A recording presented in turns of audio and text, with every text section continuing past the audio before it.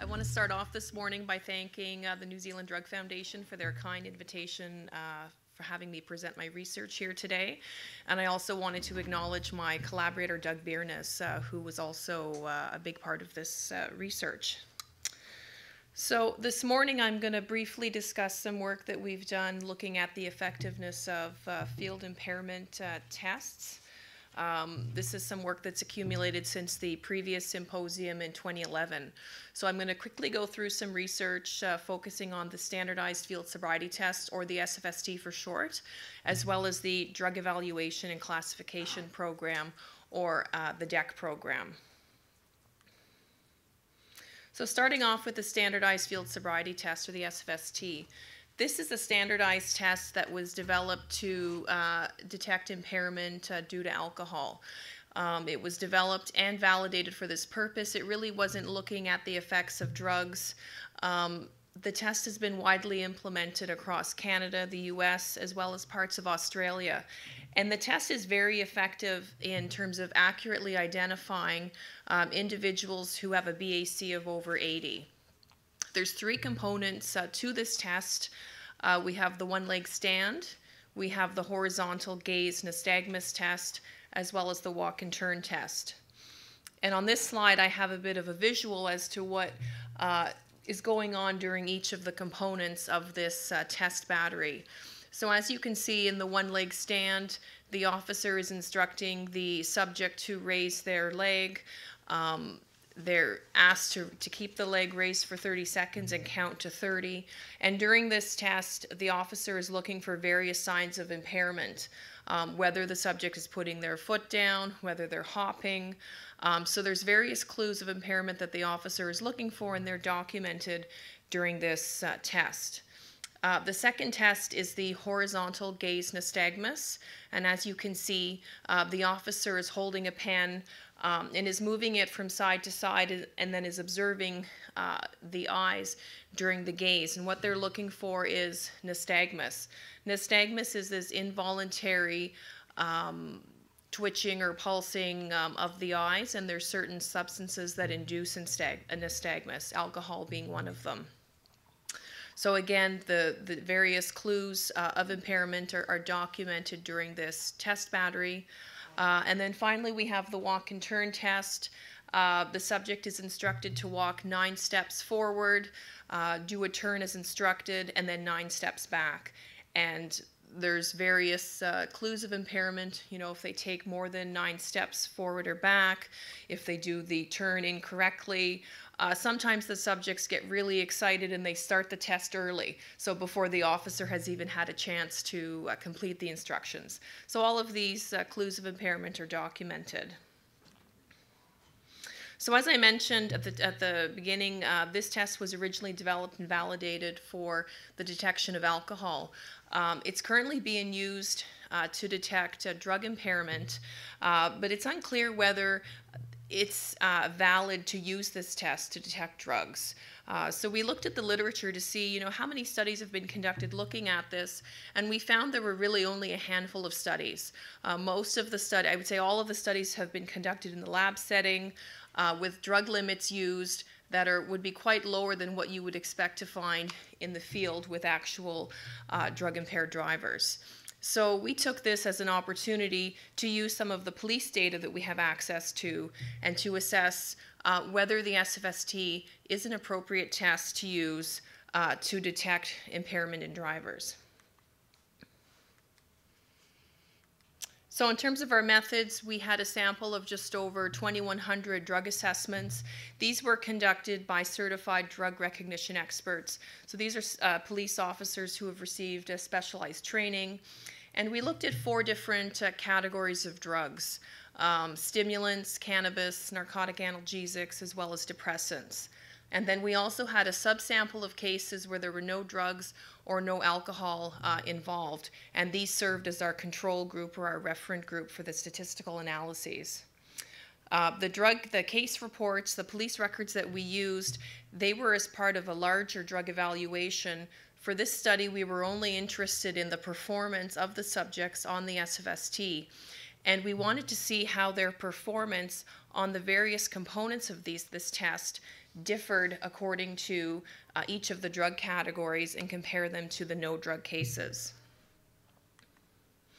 So overall, we found that all 4 of the drug categories that we examined were significantly associated with impaired performance on the 3 components of the SFST. So it seems to me this is a good test of impairment for detecting these drugs.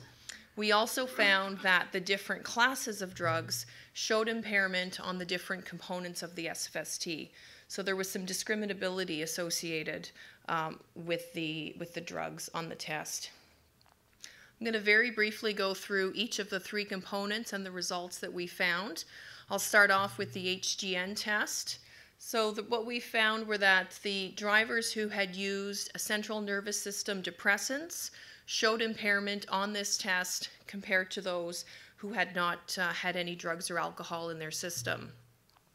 And these are the results we expected to find. There's only certain categories of drugs that induce nystagmus, alcohol being one.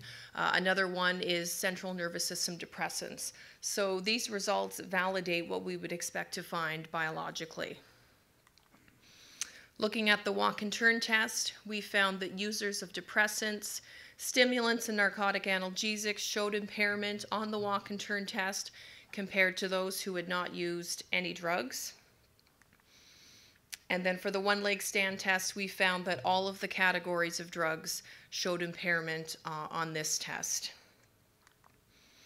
So again, just as a quick overview, a quick summary of the results, we found that all of the categories we examined showed significantly impaired performance on the SFST, and the pattern of performance on the 3 tests varied by drug category. So because of this discriminability, this provides support for using this test to detect impairment by drugs other than alcohol. The other line of work that we've been doing relates to the Drug Evaluation and Classification Program, or the DEC program for short.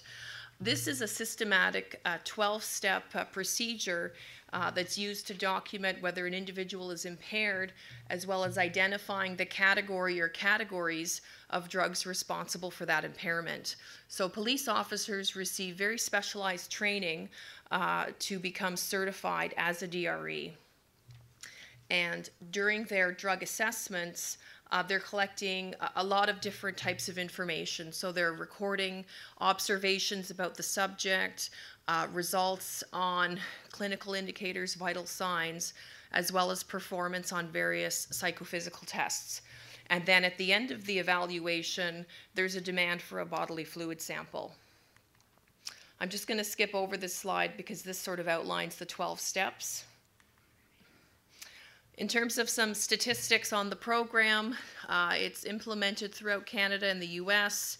Back home in Canada, we have just under 600 officers who are trained as drug recognition experts. And last year, we had over 1,100 enforcement evaluations conducted in Canada. You can compare these numbers to the numbers coming out of our neighbors to the south. They had last year 7,600 DREs who completed over 25,000 enforcement evaluations. So it just sort of points to the capacity issues in Canada with respect to officers that have this training. My colleague Doug has done some work looking at how accurate are police officers who are trained as DREs in making a correct drug call. And he's found they're really accurate at making this call.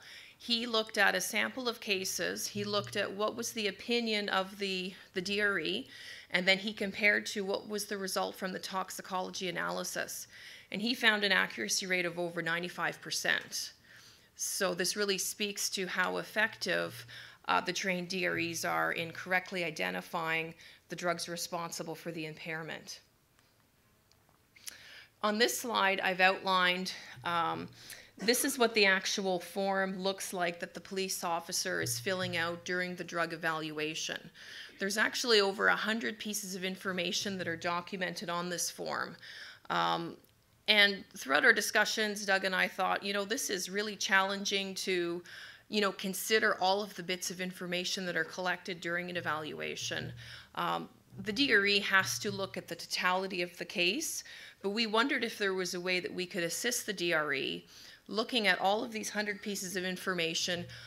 Is there maybe a set of core drug-related indicators from this exam that they could initially focus on to try and assist them in coming to their opinion? So to examine this question, we looked at what are the signs and symptoms from the protocol that best predicted 4 different drug categories and drug combinations. And we split them up. We started with the single drug categories because it's a simpler approach to use, and we wanted to look at if there was different indicators responsible for predicting the various drug combinations. So we did some statistical analyses, and we found that of the 100 indicators from the drug evaluation, a set of 9 could correctly classify 81% of the drug cases from those 4 different drug categories, which is really good. And this could potentially be a tool for officers to come to that initial assessment of what's the drug category responsible for the impairment, and then go back to the other information from the evaluation to back up that opinion. We then did the same analyses looking at 3 common drug combinations based on our work. And we found that a core set of 11 indicators could correctly classify 75% of the drug combination cases. And if you can just scroll through and you can see some of these are, they're mostly vital signs, performance of the eyes, and for the drug combinations, it's performance on those divided attention tests. So in summary then, it appears we can, the DREs can focus on a core set of indicators without significantly compromising the accuracy of their opinion of drug influence. And the findings from this work could be integrated into the program training for officers. It could also help to inform an automated system that perhaps could be another tool in the toolbox for police officers, where there's an algorithm, they type in some of the data, and the algorithm, based on our statistical models, indicates what's the likely drug categories responsible for the impairment. In terms of some gaps and challenges very quickly, because I think I'm almost out of time, one of the gaps and challenges is certainly detection of drug impairment in drivers. There's a need for some additional research to validate this work that Doug and I have done, looking at the validity of the SFST as a screening tool. There have been very few studies looking at this. From our work in the field, this looks like a very promising test. And so it would be great to validate this using a larger sample, perhaps looking at some of the other categories of drugs. We also have limited enforcement capacity in Canada. I presented some of the numbers of the DREs that we have. There's clearly a need for more officers to receive the DEC program training as well as the SFST training. There's also a need to train frontline police officers to recognize the signs of drug impairment, because not all police officers receive this extensive DEC training. When frontline officers are on the road, they might know there's something wrong, but they need to have enough training so that they can recognize that perhaps drugs are on board, so that they can call a trained DRE. And then finally, another challenge that we've at least been encountering back home refers to the court's acceptance of the DEC program and the SFST for establishing drug impairment. My colleague Doug, he does a lot of testifying at courts, and from what he's been saying, that there's a bit of a reluctance on the court to accept the DEC program, the results from the SFST, as an indicator that there is actually impairment. So we have a bit more work to do in that area. We need to, I think, do a better job of trying to get that science out there that's been conducted relating to these two programs, and continue the research in this area.